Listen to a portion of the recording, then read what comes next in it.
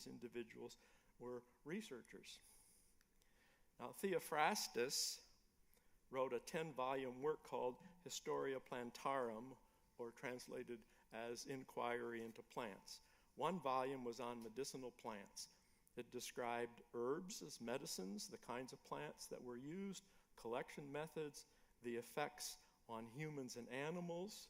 This work is considered to be the beginning of the science of botany. A man named Dioscorides lived from about 40 to 90 AD, was a Roman army physician, and he wrote during that time that he was treating people in battles, a book called De Materia Medica, around 600 AD. That 5-volume work included approximately 500 plants, described the preparation of about 1,000 drugs. This was the basis for Western knowledge of medicine for the next 1,500 years, his 5 volumes. Many of, did I go the wrong way? Oh, right. No, some of the plants that he included in there, sorry, I got ahead of myself. Monkshood was used to treat pains of neuralgia, sciatica, arthritis, gout, rheumatism, pneumonia, and measles. Colocynth treated diabetes, high cholesterol, constipation, and tuberculosis. Colchicum was a gout suppressant. Hembane, still used today, treated rheumatism, toothache, asthma, cough, and nervous diseases. Opium relieved pain through morphine. And squill treated chronic bronchitis, asthma, and whooping cough. His work resulted in the 15 and 1600s in a series of herbals that repeated a lot of his information and spread it much further than his book could ever get. So these herbals became very important sources of information around Europe predominantly about medicines, toxins, aromatics, food, and the use of plants. And a man named Abdullah ben Ahmed al-Battar, roughly 1021 to 1080 AD, his lifespan, was an Arab botanist and a pharmaceutical scientist. He wrote a book called Compendium on Simple Medicaments and Foods. It contained over 1,400 drugs, which represented an addition of nearly 400 types of plant medicines not previously recorded. Different flora in that part of the world, different plants that people used. And then we had 2 Chinese volumes that talk about early plants as medicines.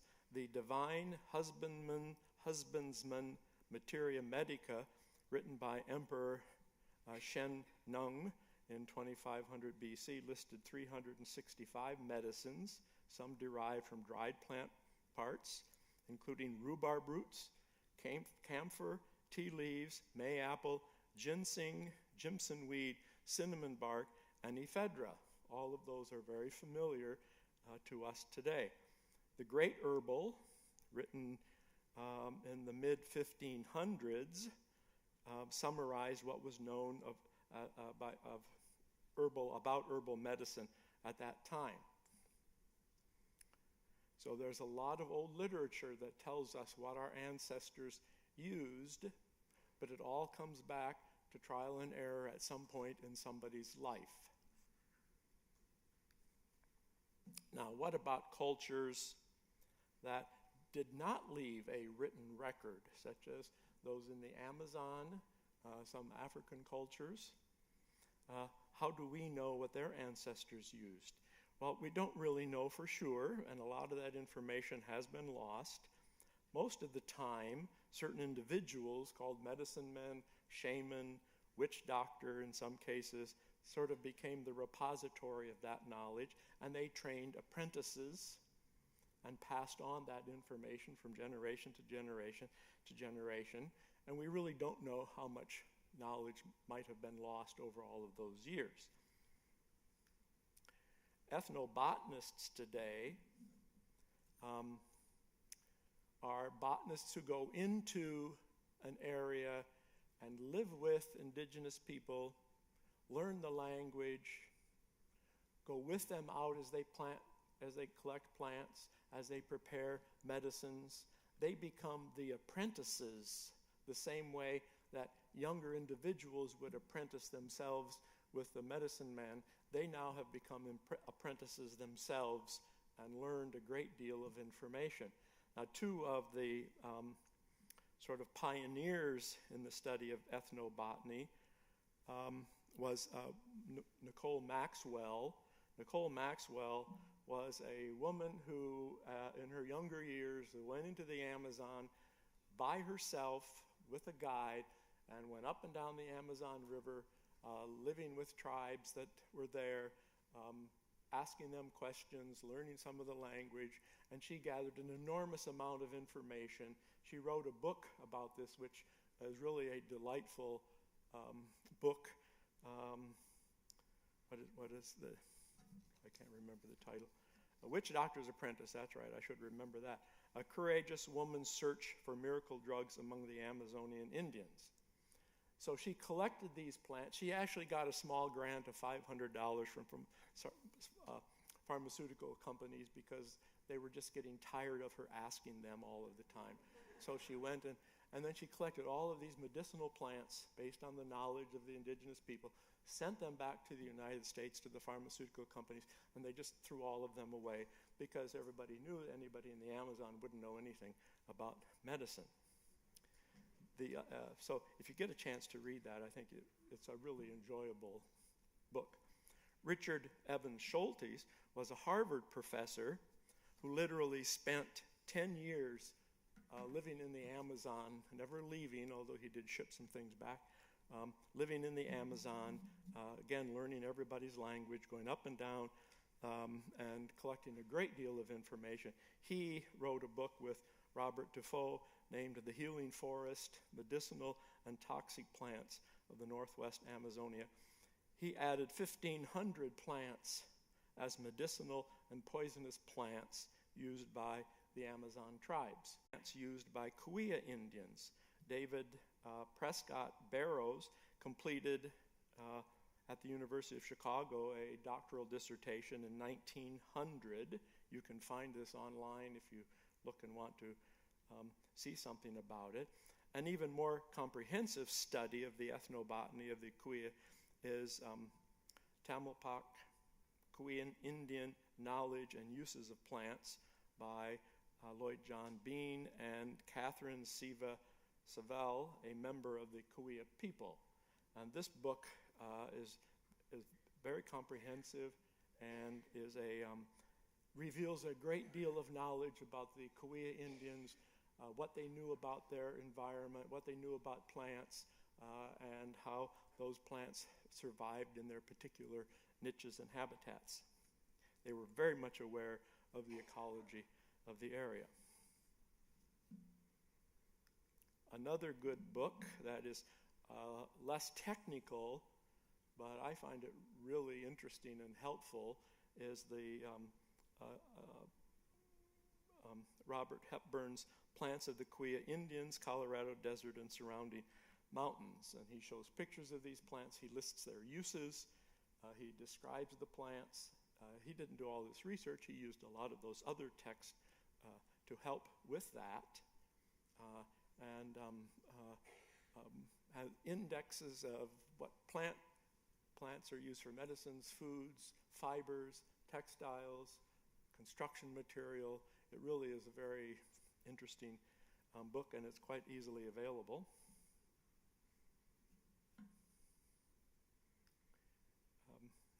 Michael Balick and Paul Cox, in their book on plants and people and culture, list 50 drugs that were identified as a result of ethnobotanical leads. That's a significant improvement over trial and error. and simply finding out what people used in the past. So we have now examples of how that indigenous knowledge worked its way into modern medicine. I'd like to stress that they didn't do the research. What they did was gather all of that information based upon what our ancestors learned in the past. So we can look at some transfer of indigenous knowledge about plants and their medicinal use into modern medicine. We can look at a number of examples. Quinine from the bark of the cinchona tree, also called the fever tree. Digitalis from foxglove. Aspirin from the bark of willow trees. Morphine from the opium poppy. Tumercararine from a vine in the Amazon called Condodendron tomentosa. And then reserpine, which I mentioned a little earlier, from the Indian snake root. So we don't know how the original indigenous Quechua people of Peru obtained their knowledge of the use of cinchona bark, which contains quinine, to treat malaria. But they have been using quinine bark for centuries. The English figured out that they could take quinine and mix it with gin and make the sailors happy. But quinine also helped protect the sailors from getting malaria. So it was a win-win for everybody. They, of course, the Quechua, did not use the name malaria or quinine or cinchona.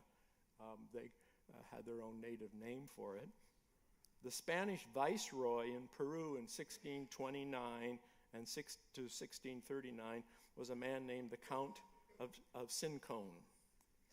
The Spanish, his wife, the Countess of Cincon, was deathly sick with malaria, and all of the Jesuit missionaries couldn't find a cure. They finally decided to ask the local natives what they did about malaria, and so the natives brought back the bark of cinchona tree and boiled it, and she was cured.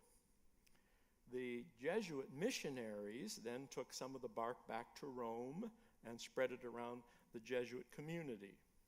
Apparently, up until 1655, at least one cardinal died of malaria in Rome every time the cardinals met for some kind of conclave.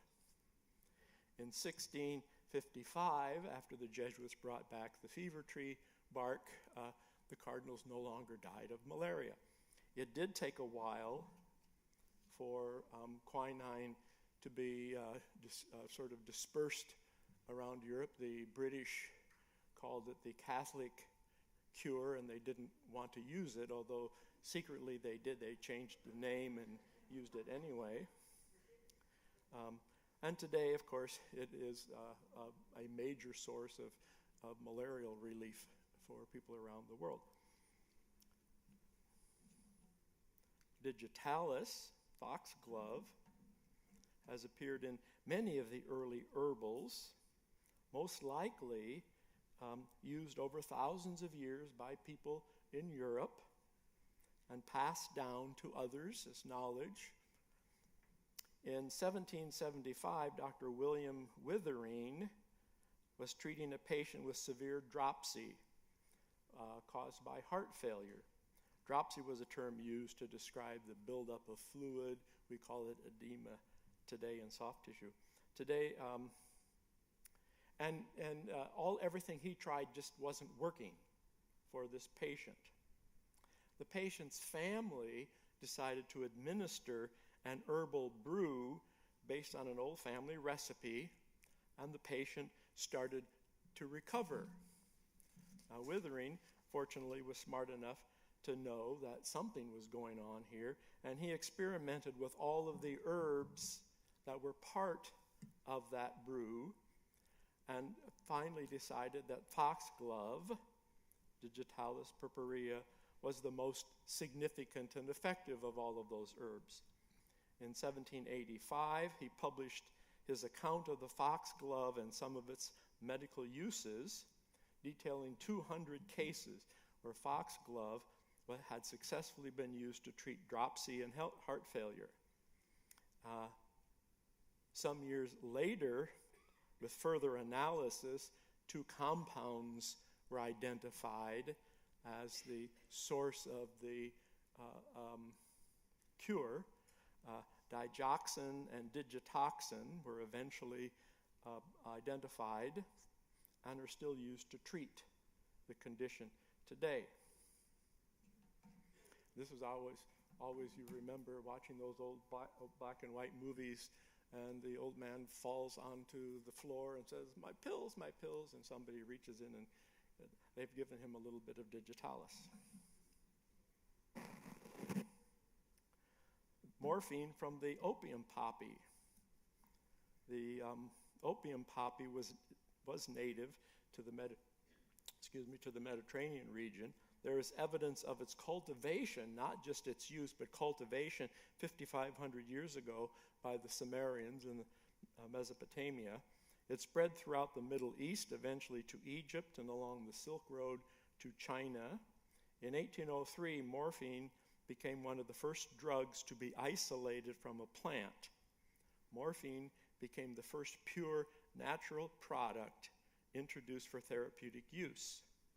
And that was very important because the chemical techniques used and tested to identify morphine then started to be used to identify other plant chemicals in plants that were medicinal. Morphine was marketed by Merck, started marketing by Merck in 1826. So those chemical techniques that chemists could use to purify morphine were soon used to produce aconitine from monkshood, emertine from ipecac, atropine from belladonna. Atropine is a very important compound, and quinine from the Peruvian bark.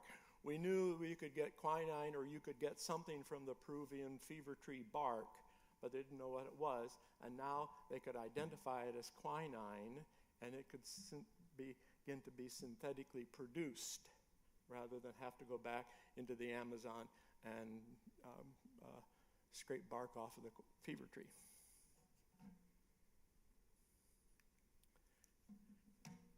Richard Evans Schultes, who I mentioned earlier, spent 10 years in the Amazon. One of his great achievements was to discover the plant that was the source of curare, the poison dart compound that the Indians on the Amazon used to hunt. The vine that he learned all of this from the indigenous people. The plant was a vine named Chondrodendron tomentosa. You can see the plant leaves in the vine here. That his samples of the plant were sent back to the U.S. and they identified tubercularine as the compound in it, and that compound was then started to be used as a muscle relaxant during surgery. Up to that point, if you were having surgery, your muscles clamped up, and it was much harder to cut through them and much harder to heal. But with tubercularine in, I think, 1946, they were able to start relaxing muscles during surgery. The Indian snake root from the Indian subcontinent, named Rauwolfia serpentina.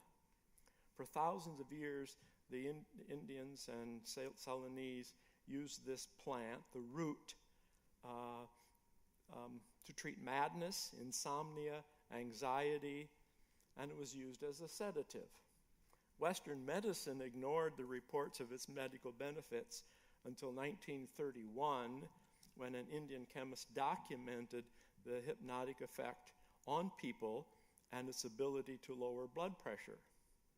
In 1949, a Swiss chemist isolated an alkaloid from Rauwolfia and named it reserpine, and during the next 5 years, reserpine became the first drug used to treat high blood pressure, and I think it is still used in some cases today.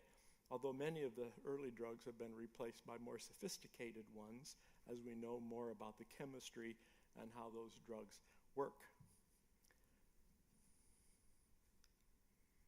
Aspirin from the bark of the willow tree. Modern-day aspirin had its roots in ancient medicines derived from the willow tree, Salix alba. Medicinal use of willow as a pain relief was first mentioned in those clay tablets of the Sumerian culture 4,000 to 6,000 years ago. In the early 1800s, multiple chemists extracted a pain and fever curing compound from the willow bark, and they named it salicin. In 1852, scientists were able to synthesize salicin for the first time, so they didn't have to extract it from the bark. They could now make it in the lab. But it was a bitter compound and caused stomach irritation.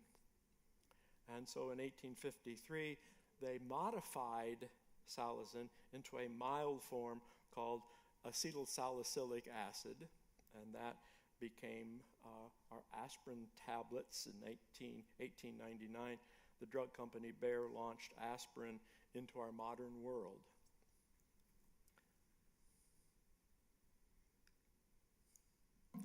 And the search continues. Today, more sophisticated chemical techniques are used to identify and further investigate the chemicals in plants for their medical application. Now, 20 years ago, roughly 3,500 plants had been analyzed for their chemicals. That's 3,500 plants out of 350,000 plant species. Today, nearly 70,000 plant species have been analyzed for their chemicals. And so there's a great deal of progress in thinking as well as chemical applications. And from those, a number of,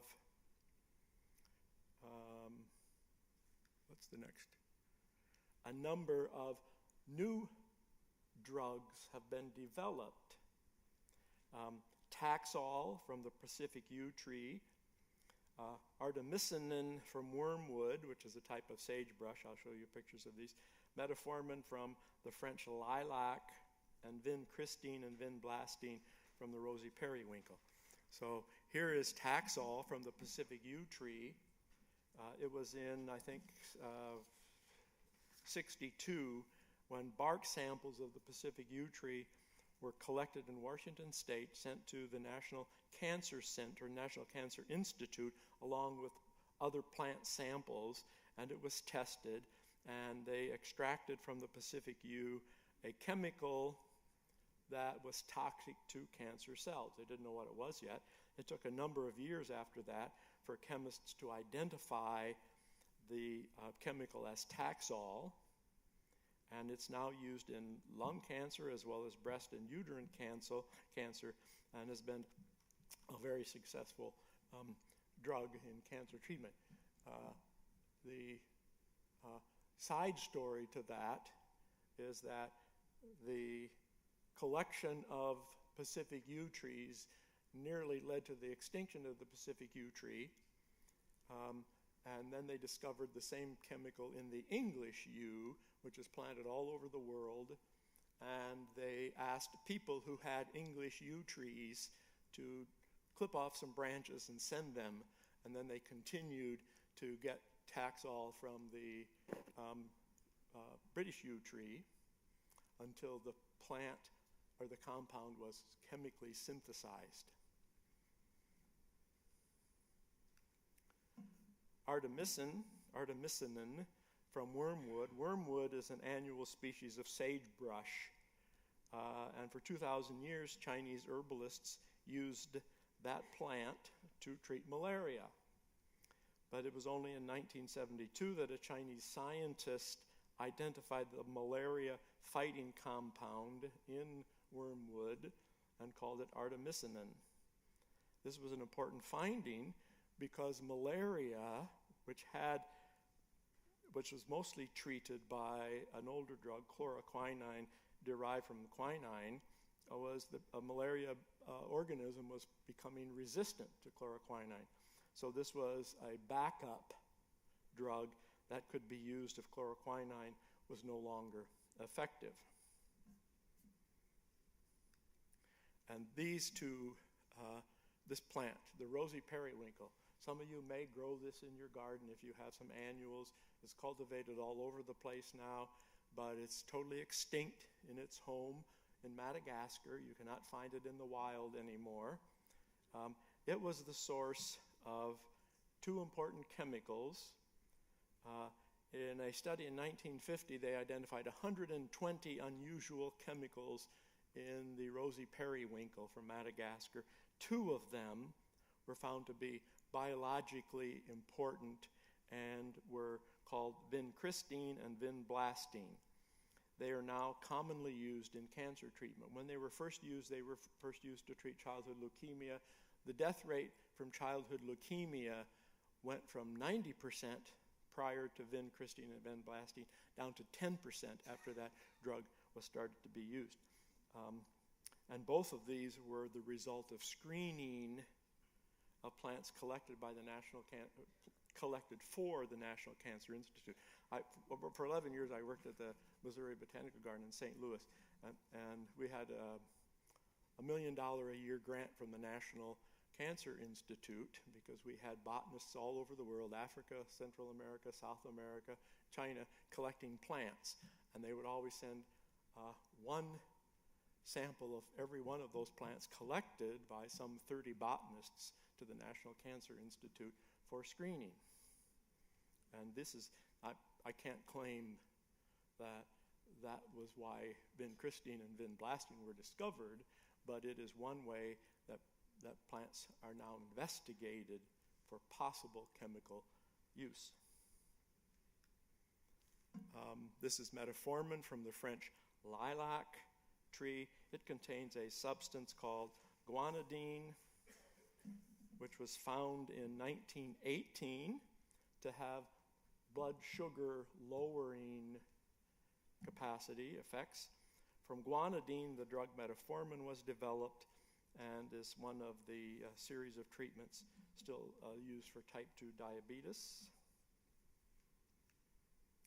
And just want to show you that the next stage is chemists are going back and looking at existing drugs and making modifications to them, knowing more about how they work, making existing modifications, and coming up with newer modern drugs. And the two examples, morphine has been modified into apomorphine, which is now used to help treat Parkinson's disease. And atropine, that thing that they put in your heart when they slam a big needle into it to start your heart up again, has been modified into something called tiotropium, which is used for obstructive pulmonary disease. So it's become, well, I think the lesson is pharmaceutical companies and the medical establishment have recognized the value of indigenous knowledge about plants and how they're used in medicines and have taken it seriously. And chemists have then started taking that by a little further by analyzing what's in plants and how they possibly could be used. And then sort of in summary, plants have been a significant and important source of chemicals used in medicine. The use of plants by indigenous people have been a source of knowledge leading to hundreds of medicines. Humans have learned of these plants through written records, through ethnobotanical studies of indigenous populations. The majority of plants used by our ancestors as herbal medicines have not been shown to have medical benefits, although thousands of them have never yet been investigated. In most cases, the plant chemicals once identified are often modified to make more effective or safer drugs, and significant efforts have been launched to identify new plants that might produce new medicines, and existing drugs developed. That's a badly written sentence. I rewrote it here on my page, but it doesn't show up there. Existing drugs have been modified and are being reevaluated for other uses, as we saw with atropine and morphine. And I think that's all. You can turn the lights on, and I did save time for questions. So I don't know if anybody has any questions. And I have to take my glasses off.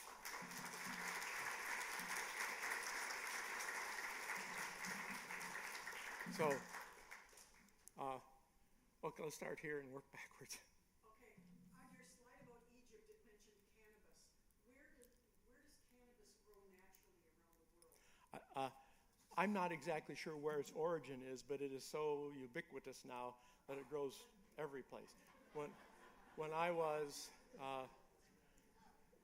growing up in northwest Iowa, one of the ways we could earn $1 an hour was to walk through the cornfields pulling up weeds.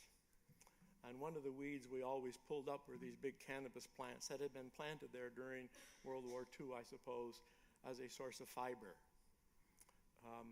And so now it just grows all over the place. It shows up in the Chinese writings, Sumerian writings, kind of all over the place. The other one that shows up in all of those is ephedra, which we have in the desert here. You can see it out in the desert. The Kuya used ephedra. They didn't use it with the same names. They didn't use it. They couldn't describe why it was used, but it helped. It helps to open the air bronchial tubes and that sort of thing. So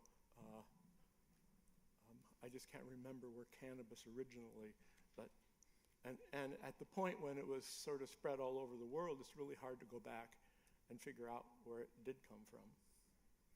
Okay, who is next? Okay, you and then you.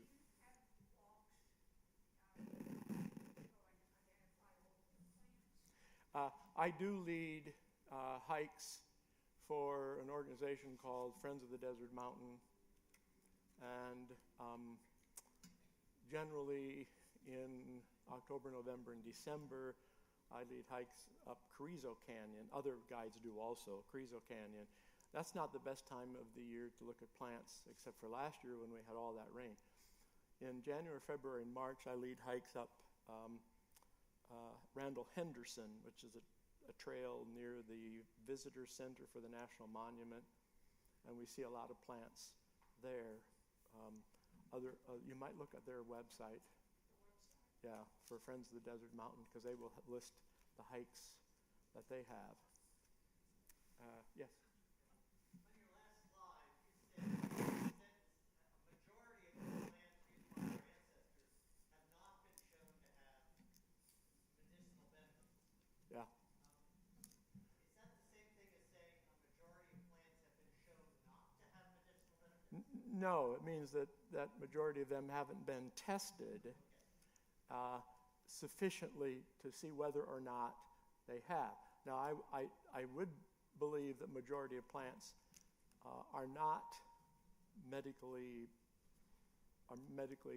do not have compounds that would be medically beneficial.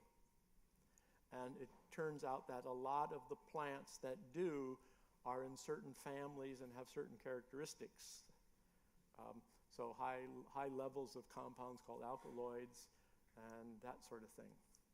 Most of them would be shrubs and trees, because if you are dependent, if you're an indigenous, I'll give you an example.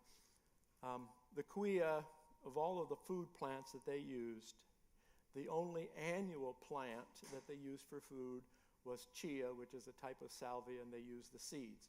It's not the same chia of the chia pet fame, which is a Mexican species, but it is a salvia that grows in the desert all the way over to the coast and in the mountains.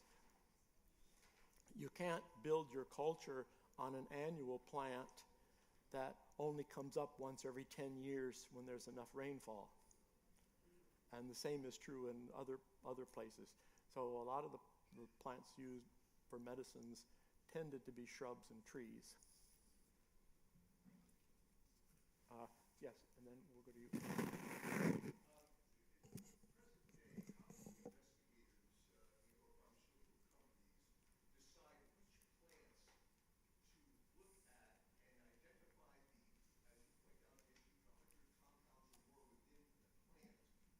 Yeah. Isolate those compounds, decide which compounds are going to be used for the numerous illnesses that still exist.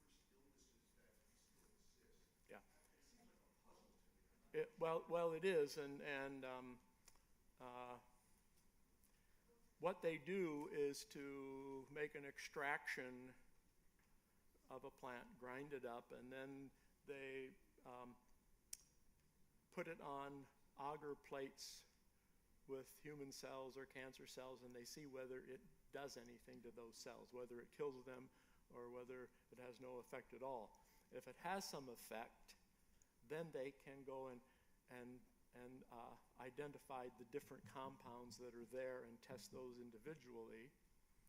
And maybe only one of them, there is a plant called Ancistrocladus at the Missouri Botanical Garden collected in Africa and sent to the National Cancer Institute. It showed great promise as a cancer drug during the trials, but it also at the same time does a lot of damage to good human cells.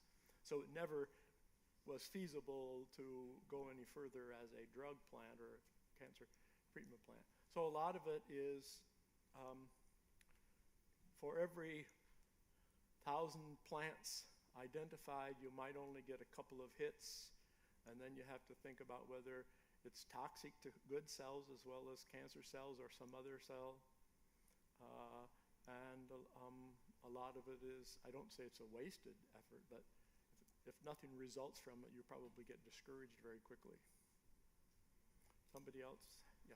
Our present day opioids, are they derived from the same poppy? They are derived from the same poppy, opium. Morphine, when we talk about, opium is the direct compound from the plant. Morphine is a modified chemical from opium to make it a little less harmful. But so yeah, there's a lot of opioids that opium that has been modified in a lot of different ways, and it's just overuse. I mean, the difference. A lot of the list of medicinal plants are on the same list as poisonous plants. And the difference is only the amount and where you're at, because digitalis will kill you just as quickly as it'll keep your heart operating, depending on the amount you take. And certainly that's true of morphine and the opioids. Yes? I see what you have there is metformin. Yeah? And then I understand that there's a herbal, there's a pharmaceutical, vitamin, you could say, called berberine. It has the same effect, basically, as metformin, which is a prescribed drug. How do you make that correlation? I don't know. I'm not familiar with that. But sometimes it only takes a slight change in the chemical structure for a chemical to be harmful or helpful or non-harmful from the original chemical. For example, acetylsalicylic acid from salicin, the original compound in willow bark, which caused a lot of stomach irritation, was, with the addition of that little acetyl group, much more mild. And to be honest, there are 350,000 plant species. So if you divide 70 into 350, I don't know what percentage of them have been investigated, if somebody has their calculator handy. But it's not very high. And So there's a lot of things out there yet.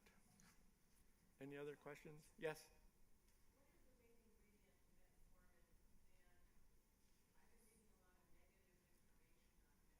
Yeah, I have two. The main ingredient is something called guanidine, and as things are used more, longer-term effects sometimes show up. But it was used for a time. And I can give you an example here in the desert. The most common plant in the desert is creosote bush. You see it all over the place. There is a compound, it has dozens and dozens of compounds, alkaloids and all kinds of things. There is one compound in it that I wrote the name down because if anybody asked about it, I wouldn't be able to remember the name. It's nor-dihydrowereatic acid in creosote bush. The Cahuilla Indians, other tribes used it. They they burned it for a decongestant, and the Spanish, when they arrived, did the same thing. And it has been used as a possible treatment that is being tested for prostate cancer. They also were able to modify it a bit and use it to treat skin cancer growths, to create an antioxidant which basically blocks the enzyme needed for tumors to grow.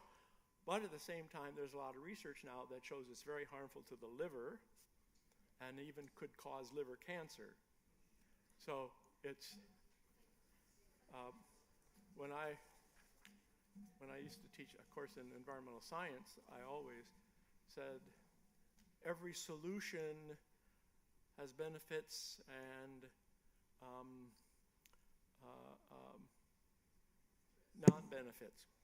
non-benefits. So there's never the perfect. Aspirin may be as perfect a medicinal drug as anything we're using, and of course it's cheap and you don't need a prescription. But almost all drugs, if you take the wrong dose, can harm you. So I think you have to talk to your own physician and get their take on it. A Mexican tuber was the source of the original Right. map, and I'm sure some of the men invented. Yeah, I'm not opposed to mentioning it. I guess It's had a major significant impact on modern society. it has. It's not used as a medicine. It's used as a preventative, and I just never included it. But I know you're right. That's where that came from. It came from a plant, and there's a lot of plants that have been used and have had benefits to humans. But this has such a significant benefit Yeah. and impact. Yeah. Well, I'll add it. I may never give this lecture again, but I will add it. And then, in fact, I have a pen right here.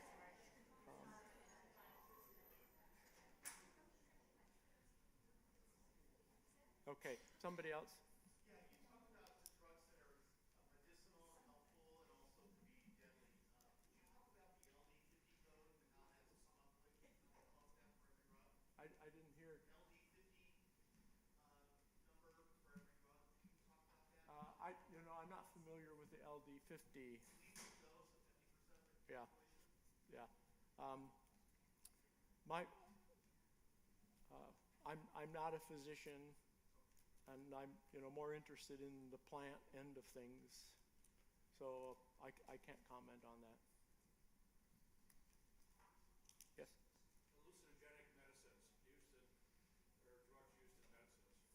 Is there a place for it? Hallucinogens? Yeah. Yeah, a lot of the plants that we do use as medicines, datura, for example, has hallucinogenic properties. The Indians use the desert mistletoe for medicinal purposes, but it has hallucinogenic properties. There's a number of plants used in religious ceremonies that are hallucinogenic, but they are very important to the religious cultures of those populations. So it's all a matter of dose level. Yeah, there are. Rolled over into traditional medicines today. Yeah. Yes. What is the? I forget.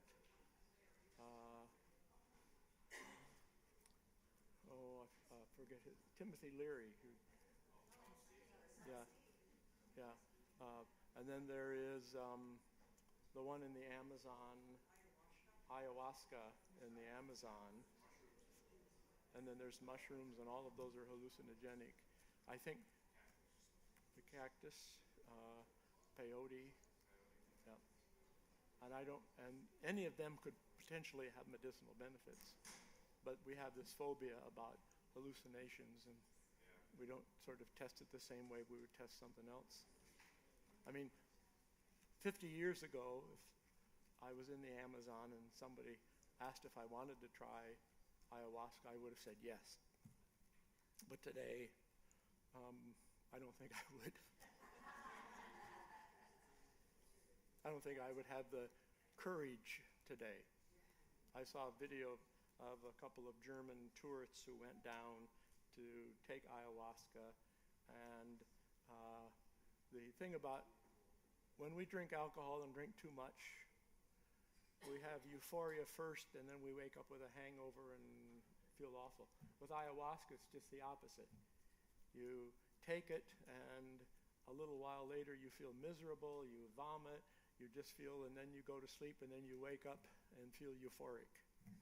So I don't know which one you would prefer.